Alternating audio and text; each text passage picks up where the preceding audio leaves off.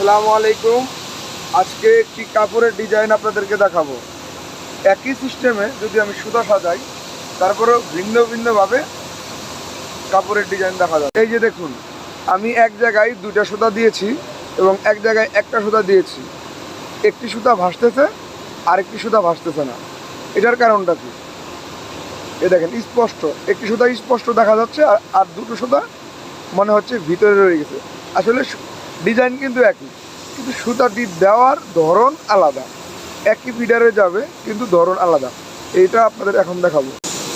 এই যে সুতা একটি সামনে দিয়ে এবং একটি পিছন দিয়ে,